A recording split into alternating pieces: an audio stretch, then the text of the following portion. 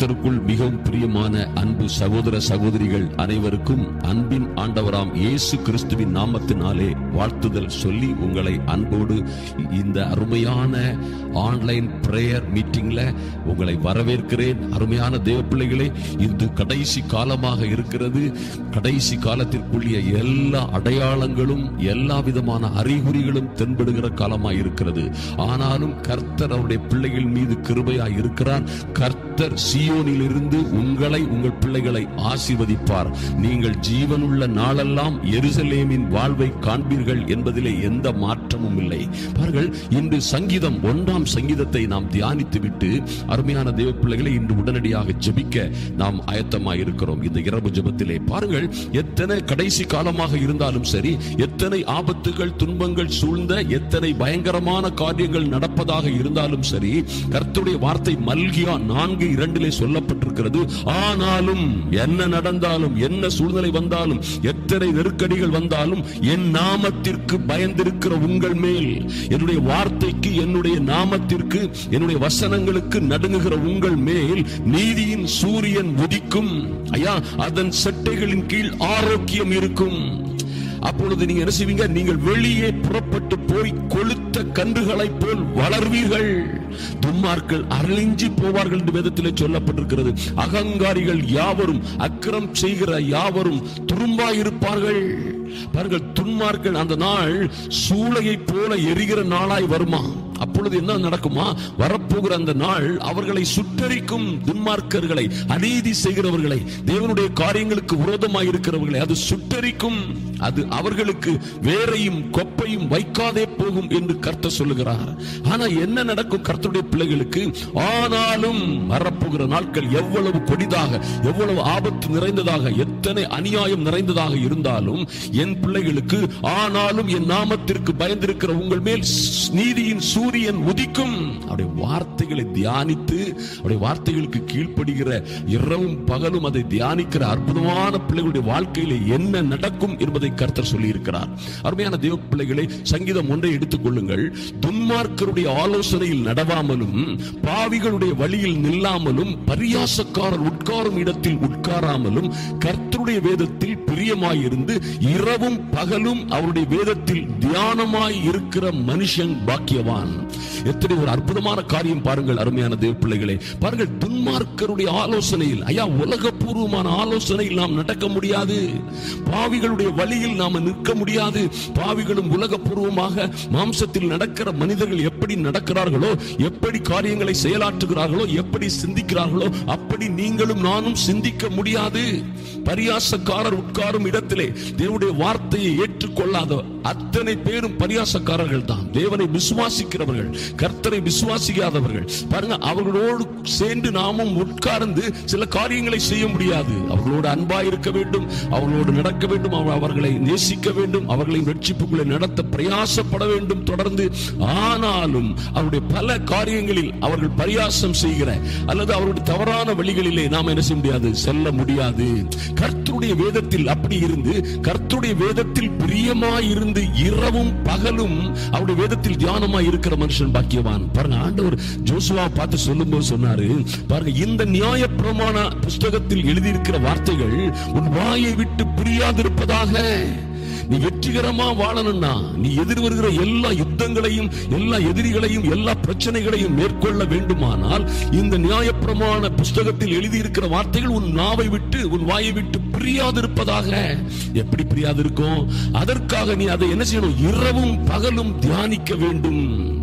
அதன்படி நடப்பதற்காக தியானிக்க வேண்டும் என்று யோசுவா 1ஆம் அதிகாரத்திலே கர்த்தர் இப்படியாக கட்டளையிட்டார். பாருங்க, அந்த யோசுவா என்கிறதான அற்புதமான மனுஷன் அதை கீழ்ப்படிந்தபடியினாலே மிகப்பெரிய வெற்றி. சென்ற இடமெல்லாம் சிறப்பு, சென்ற இடமெல்லாம் வெற்றி. யாரும் அவன் உயிரோடு இருந்த நாளெல்லாம் எதிர்த்து நிற்க முடியவில்லை. எத்தனை பாடுகள்ல இருந்தா என்ன சகோதரியே, சகோதரனே, எத்தனை பிரச்சனைகள் உங்களை சூழ்ந்திலும் இருந்தால் என்ன, ஐயா, எத்தனை எத்தனை போராட்டங்கள் இருந்தால் என்ன, நீங்கள் கர்த்தருடைய வேதத்தில் பிரியமாயிருந்து அதை தியானமாய் வைத்து கவனமாய் அதை நிறைவேற்றுகிறவர்கள், அதன்படி நடக்கிறவர்களாக இருந்தால் நீங்கள் ஒரு நாளும் தோற்று போக மாட்டீர்கள். உங்களை ஜெயம் கொள்ள இந்த உலகத்தில் யாருக்கும், எந்த சக்திக்கும், எந்த சிச்சுவேஷன்ஸ்க்கும், எந்த காரியத்திற்கும் அதிகாரம் இல்லை. அருமையான தேவ பிள்ளைகளை, நீங்கள் எப்படி இருப்பீங்க? 3 சொல்லப்பட்டிருக்கிறபடி அவன் நீர்க்கால்களில் ஓரமாய் நடப்பட்டு, ஐயா நீங்கள் நீர்க்கால்களில் ஓரமாய் நடப்பட்டு தன் காலத்தில் தன் கனியை தந்து இலை உதிராய் இருக்கிற மரத்தை போல் இருப்பீர்கள். நீங்கள் செய்வதெல்லாம் நிச்சயமாய் வாய்க்கும். அருமையான தேவ பிள்ளைகளே, எத்தனை பஞ்சம் இருந்தா என்ன, நீர்க்கால்கள் இருக்கிற செடிகளுக்கு எத்தனை, அதாவது ஒரு வாரத்துக்கு ஒருக்கா தான் இறைக்க முடியும், ஒரு வாரத்துக்கு ஒருக்கா தான் தண்ணி பாய்க்க முடியும்னு சொன்னா கூட நீர்க்கால்களின் ஓரத்தில் இருக்கிற செடிகளுக்கு எப்பொழுதும் தண்ணீர், எப்பொழுதும் தண்ணீர். பாருங்க, அது செழிப்பு. ஐயா நீங்கள் வெளியே புறப்பட்டு சென்று எப்படி வளருவீங்க? கொழுத்த கன்றுகளை போல. நீர்க்கால்களின் ஓரத்தில் நடப்பட்டு தன் காலத்தில் தன் கனியை தந்து. ஐயா திருமணம் நடக்க வேண்டிய வயசுல திருமணம், பிள்ளைகள் பெற்றெடுக்க வேண்டிய வயசுல பிள்ளைகள் பெற்றெடுக்கிறது, வேலை கிடைக்கிற வேண்டிய நேரத்துல வேலை, படிச்சு வெற்றி பெற வேண்டிய நேரத்துல படிப்புல வெற்றி, பதவி உயர்வு எல்லாம். கர்த்தரை நம்பி இருக்கிற பிள்ளைகள் ஒரு நாளும் வெட்கப்பட்டு போக மாட்டீர்கள். அது இலை உதிரா மரத்தை போல் இருப்பீர்கள். நீங்க செய்வது எல்லாம் வாய்க்கும் என்பதிலே எந்த சந்தேகமும் இல்லை. அருமையான தேவ பிள்ளைகள், உங்களுக்கு என்று ஒருவரும் ஒன்றும் சொல்ல வேண்டியதில்லை. நீங்கள் இதை கடைபிடித்து நடக்கும் போது உங்களுக்கு வெற்றி, உங்க கிருபை தானாக உங்களுக்கு வந்து சேரும். அருமையான தேவ பிள்ளைகளை பாருங்கள், துன்மார்க்கர் எப்படி இருப்பாங்களா? துன்மார்க்கரோ அப்படி இராமல் காற்று பறக்கடிக்கும் பதரை போல் இருப்பார்கள். ஆகையால் துன்மார்க்கர் நியாய தீர்ப்பிலும் பாவிகள் நீதிமான்களுடைய சபையிலும் நிலை நிற்பதில்லை.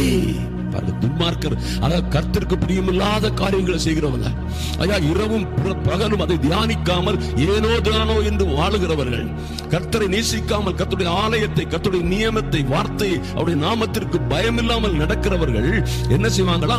அப்படி இராமல், ஒருவேளை அவங்க பயங்கரமா வாழ்ந்து செழித்திருந்தாலும் சரி, ஒருவேளை நான் தான் தலைவர், என்ன மிஞ்சின ஆள் இந்த உலகத்திலே கிடையாது, ஒருவேளை உங்க கூடவே அவங்க சவால் விடலாம். அவனை என்ன செய்யறேன் பார், இவனை நான் என்ன செய்வேன் பாரு, குடும்பத்தை நான் என்ன செய்வோம் பார், அவங்க என்ன வேணாலும் சவால் விடலாம். எவ்வளவு பெரிய திறமை உள்ளவர்களாகவும் இருக்கலாம். அவர்கள் என்ன ஆவாங்கன்னா, ஒரு நாள் காற்று பறக்கடிக்கும் பதரை போல் இருப்பார்கள். ஒரு நாள் வர்ற காற்றுல, ஒரு நாள் வர்ற ஒரு விஷயத்துல, ஒரு நாள் வர்ற ஒரு சின்ன ஆபத்துல என்ன செய்வாங்க? அவர் பதர்களை போல பறக்கடிக்கப்படுவார்கள். அருமையான தேவ பிள்ளைகளே, ஆனால் பாருங்க, அதனால தான் நியாய தீர்ப்பில் துன்மார்க்கர் இருக்க முடியாது, பாவிகள் நீதிமான்கள் சபையில நிலை நிற்பதில்லை. சில காலங்கள் நின்று நான் தான் நீதான் என்று ஆடிக்கொண்டு சில காலங்கள் சபையில நின்று என்ன செய்வாங்க? நீதிமான்கள் சபையில நின்று துன்மார்க்கர்கள் சத்தம் போடுவாங்க. நான் தான், என்ன அல்லாம ஒண்ணு நடக்காது, நான் தான் பெரியவன், நீ தான் பெரியவன் சத்தம் போட்டு இருப்பாங்க. ஆனா ஆண்டவருடைய வார்த்தை என்ன சொல்கிறது? நீதிமான்களின் சபையில் அவர்கள் நிலை நிற்பதில்லை. பாருங்க, கர்த்தர் நீதிமான்களின் வழியை அறிந்திருக்கிறார், துன்மார்க்கரின் வழியோ அழியும். அருமையான தேவ பிள்ளைகளே, கர்த்தர் எத்தனை வைராக்கியமா இருக்கிறார். கர்த்தர் நீதிமான்களின் உங்க வழியை கர்த்தர் அறிந்திருக்கிறார். ஐயா உங்க வாயிலே சொல் பரவாததற்கு முன்னே உங்களுக்கு என்ன தேவை என்பதை அறிந்திருக்கிறவர் அவர். இப்பொழுது ஜெபிக்க போகிறோம். அருமையான தேவ பிள்ளைகளை, உங்கள் வழியை அறிந்திருக்கிறார். ஆதலினால் ஒரு நல்ல சுத்தமான நியாயமான பரிசுத்தமான ஒரு வாழ்க்கை வாழ ஆசைப்படுங்கள், முயற்சி செய்யுங்கள், கர்த்தரிடத்தில் கேளுங்க. அப்பா உங்க பரிசுத்த இரத்தத்தினால எங்களை கழுவுங்க சுவாமி, பாவங்கள் அற கழுவுங்க, மீறுதல்கள் அற கழுவுங்க சுவாமி, நாங்கள் உங்க பிள்ளைகளா வாழ விரும்புகிறோம் என்று அவரை நோக்கி நீங்க என்ன செய்யுங்க? கண்ணீரோடு கேட்கும் பொழுது உங்கள் பாவங்களை எல்லாம் கழுவி, இதுல சொல்லப்பட்டிருக்கிற நீதிமான்களுக்கு வர்ற எல்லா சுதந்திரங்களும் ஆசீர்வாதங்களையும் நீங்கள் பெற்றுக்கொள்ள முடியும். அப்படி இல்லாதவர்கள் வழியோ என்ன செய்யும்? அப்படியே அழிந்து போகும் என்று வேதத்திலே சொல்லப்பட்டிருக்கிறது.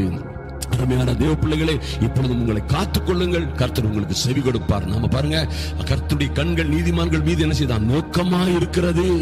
ஐயா கர்த்தருடைய செவிகள் அவருடைய கூப்பிடுதலுக்கு திறந்தே இருக்கிறது என்று சொல்லப்பட்டிருக்கிறது.